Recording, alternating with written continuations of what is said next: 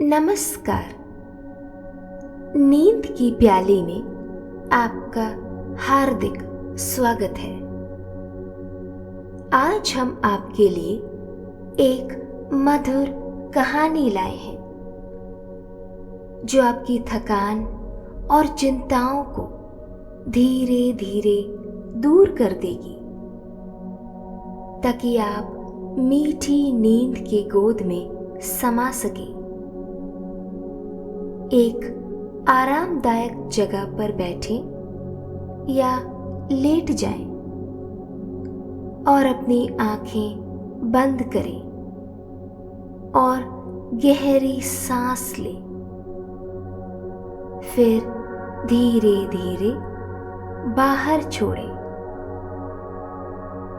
हर सांस के साथ अपनी परेशानियों को बाहर निकालने की कल्पना करें। अब खुद को इस कहानी के हर शब्द में डूबने दें और शांति के सागर में बह जाएं।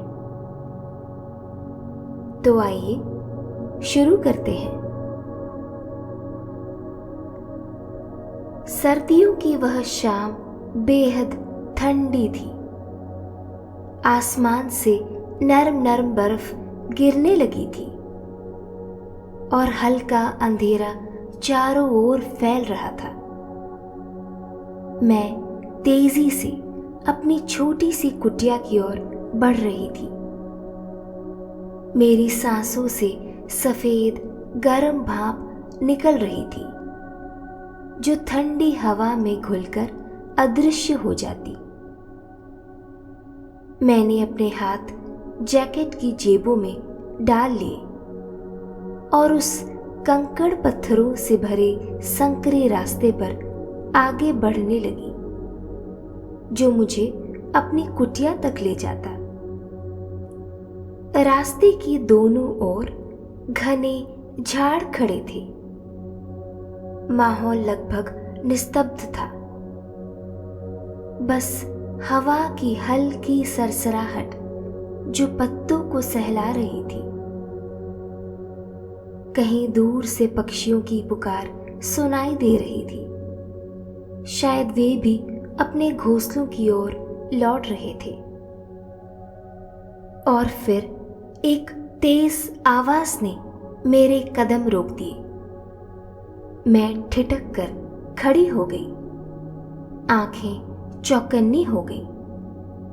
तभी एक कराहती हुई आवाज आई, कमजोर और दर्द से भरी। आवाज झाड़ियों के पीछे से आ रही थी। एक अनजानी आशंका ने मेरे भीतर हलचल मचा दी। झाड़ियों को हटाकर जब मैंने भीतर झांका तो मेरी सांस थम सी गई। वहां बर्फ में लिपटी एक वृद्धा पड़ी थी। उसका शरीर अकड़ चुका था। होंठ नीले पड़ गए थे और वह लगभग अचेत थी। मैं झुककर उसे देखने लगी। वह बेहद दुर्बल लग रही थी, परंतु उसमें कुछ अजीब सा था। उसका चेहरा असामान्य था। गाल अंदर धसे हुए थे। उसकी उंगलियों के नाखून असामान्य रूप से काले थे और उसके गले पर कुछ विचित्र चिन्ह खुदे हुए थे, मानो कोई प्राचीन मंत्र उकेरा गया हो। उसके बाल पूरी तरह सफेद थे जो किसी प्राचीन युग की छवि प्रस्तुत कर रहे थे। मेरे भीतर एक अजीब सी घबराहट हुई। यह स्त्री कौन थी? डर और दया के बीच मेरा मन झूलने लगा। तभी उसने एक और कराह भरी, कमजोरी और ठंड से कांपती हुई आखिर में मेरी इंसानियत जीत गई। मैंने हिम्मत जुटाकर बड़ी सावधानी से उसे उठाकर अपनी कुटिया की ओर चल पड़ी। मेरे छोटे से कुटिया में बस मैं और मेरी छोटी बहन ही रहते थे। हम दोनों मिलकर एक छोटी सी चाय की दुकान चलाते थे, जो दिन भर ग्राहकों से गुलजार रहती। इस कड़ाके की ठंड में लोग अक्सर गर्मा गर्म चाय और ताज़ा तले समोसों का लुत्फ उठाने के लिए हमारी दुकान पर आ बैठते। चाय की भाप और तले हुए मसालों की खुशबू हवा में घुली रहती और दुकान की हलचल से हमारा घर भी दिन भर चहकता रहता। इसीलिए अनावश्यक प्रश्नों से बचने के लिए मैंने वृद्धा को घर के पिछवाड़े वाले दरवाजे से अंदर ले जाने का निर्णय लिया। मैंने जल्दी से एक नरम बिस्तर तैयार किया और वृद्धा को उस पर लिटा दिया। उसकी दुर्बलता साफ झलक रही थी। शरीर सूखकर कांटा हो चुका था और ठंड ने उसे लगभग निष्प्राण बना दिया था। मैंने तुरंत गर्म पानी लिया और उसे धीरे धीरे पिलाने लगी। मैंने उसके हाथों और पैरों को हल्के हल्के सहलाकर गर्मी देने की कोशिश की। कुछ देर ऐसा करने के बाद उसकी सांसें कुछ गहरी हुई और उसने धीरे से अपनी आंखें खोली। उसकी आंखों में धुंधलापन था, जैसे वह यह समझने की कोशिश कर रही हो कि वह कहाँ है और मैं कौन हूं। मैंने धीमी कोमल आवाज में कहा, चिंता मत कीजिए, अब आप सुरक्षित हैं, सब ठीक है। उसकी चेहरे की कठोर रेखाएं कुछ नरम पड़ी और वे वापस नींद की आगोश में समा गई। बाहर अब भी ठंडी हवा चल रही थी, पर अंदर एक अजीब सी शांति ने घर को घेर लिया था। आने वाले दिन यूं ही गुजरते रहे। मैं और मेरी बहन मिलकर उस वृद्धा की देखभाल करते रहे। वह केवल खाने या पीने के लिए ही थोड़ी देर के लिए जगती और फिर गहरी नींद में डूब जाती। परंतु एक सवाल हमें लगातार परेशान करता, क्या उसे अपने घर में रखना सही था? उसकी अजीब और डरावनी उपस्थिति मन में संशय भर देती थी,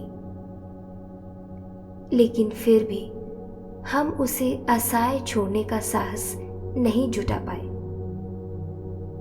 हमने उसे अपनी कुटिया में सबसे छुपा कर रखा, गांव वालों की नजरों से ओझल।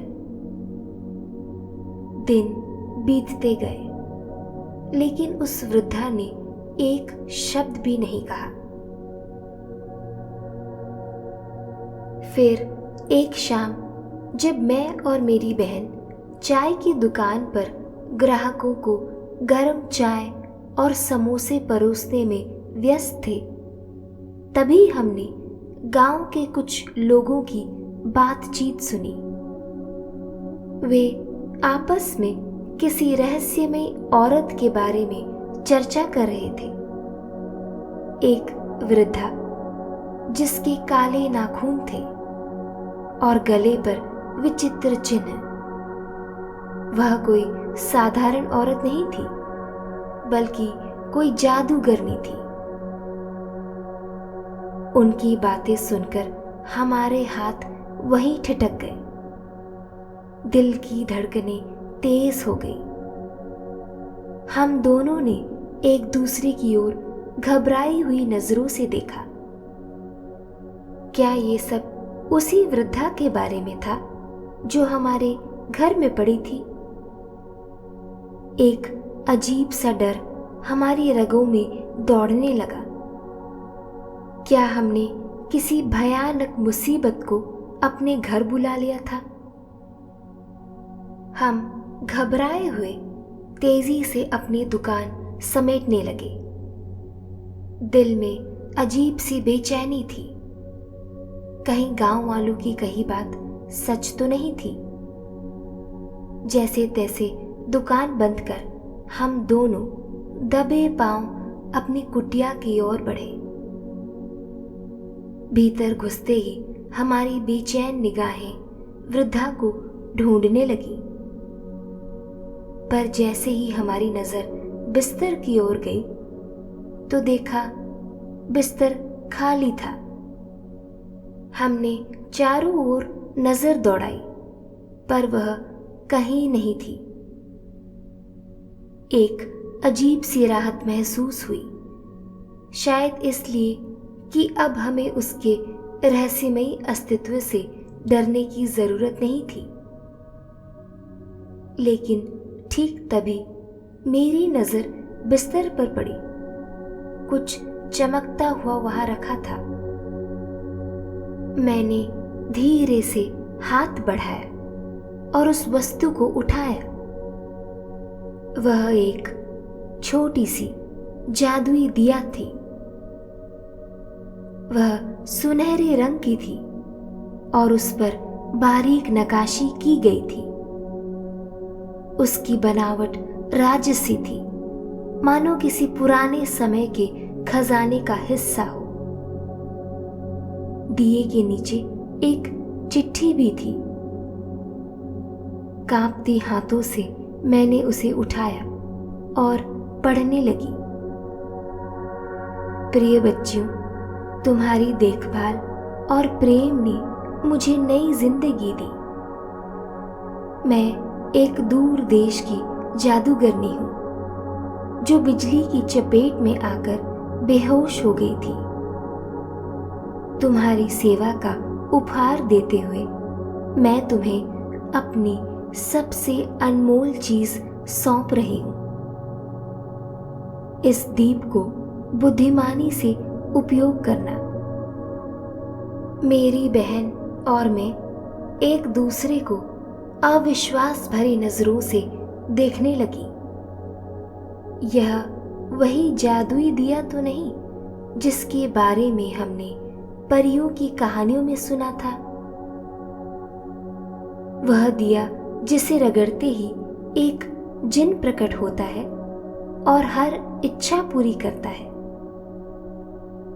मेरी बहन ने धीरे से फुसफुसाया, इसे रगड़ कर देखो, शायद कुछ हो। मेरा दिल जोर से धड़कने लगा। मैंने एक गहरी सांस ली और दिए को हल्के से रगड़ा।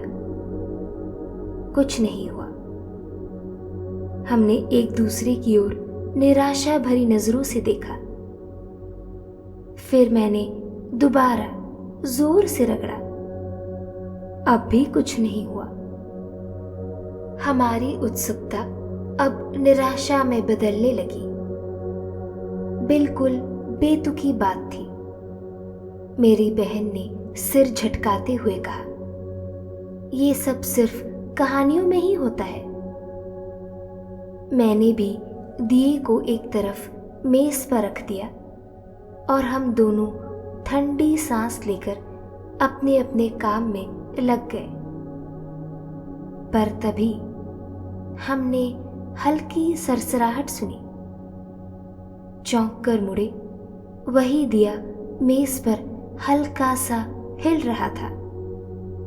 हम दोनों विस्मय से उसे देखने लगे। दिया फिर से हिला। दिए से हल्का गुलाबी चमकदार धुआं निकलने लगा। कुछ ही क्षण में वह धुआं हवा में घुमाव लेने लगा और फिर धुएं के बीच से एक चमकदार गुलाबी जिन प्रकट हुआ। हमारे पैरों तले जमीन खिसक गई। यह कोई सपना था या फिर हकीकत?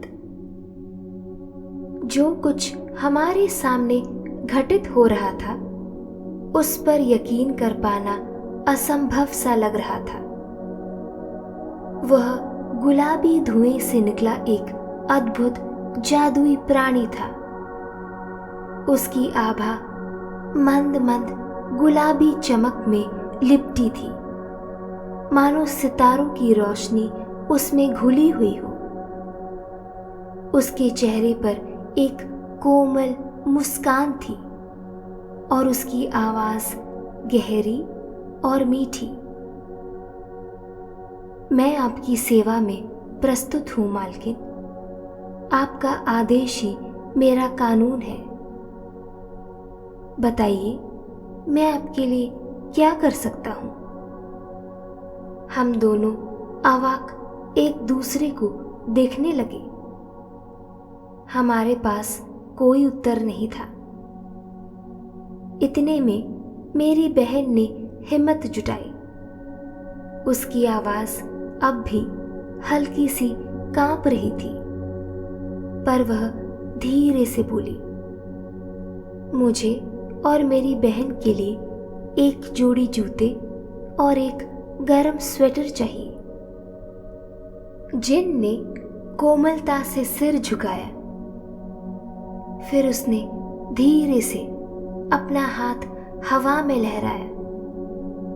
उसकी हथेलियों से झिलमिलाती चकाचौंध कर देने वाली रोशनी निकली और फिर देखते ही देखते हवा में से दो सुंदर काले चमचमाते जूते और दो मुलायम गर्म और ताजे ऊनी स्वेटर प्रकट हुए। हमारी आंखें आश्चर्य से चौड़ी हो गई। यह सच में हो रहा है, मैं फुसफुसाई।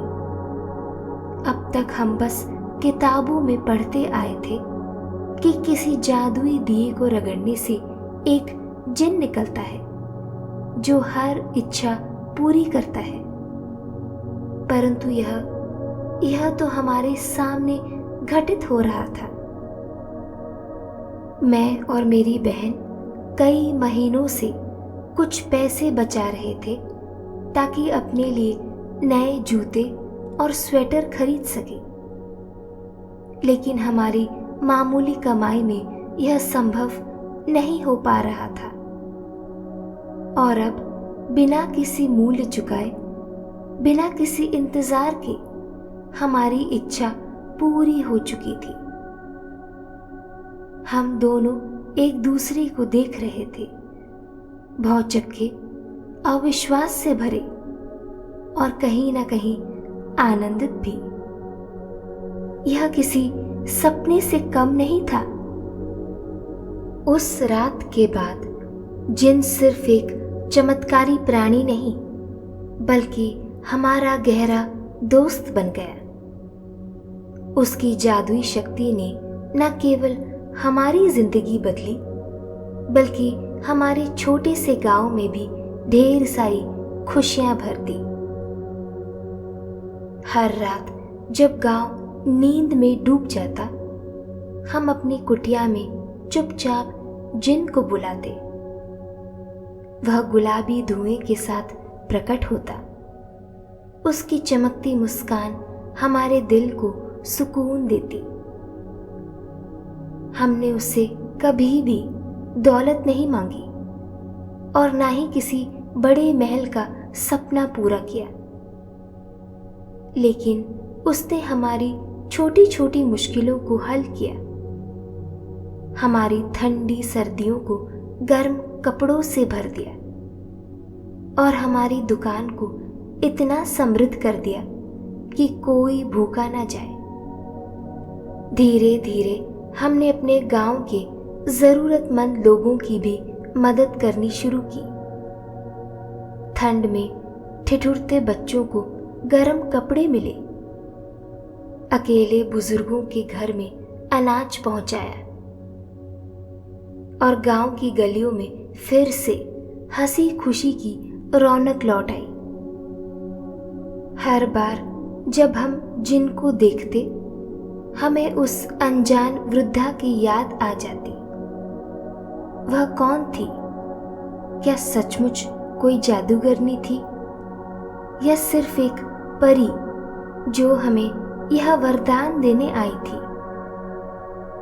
यह राज कभी खुल नहीं पाया, लेकिन उसके दिए हुए इस अनमोल उपहार ने हमारे जीवन को अनगिनत खुशियों से भर दिया। समय बीतता गया, पर वह जादुई रात, वह रहस्यमय दिया और वह प्यारा चंचल जिन आज भी हमारे दिल की सबसे गहराई में बसा है। एक ऐसा गुप्त रहस्य जिसे हम ताउम्र संजो कर रखेंगे।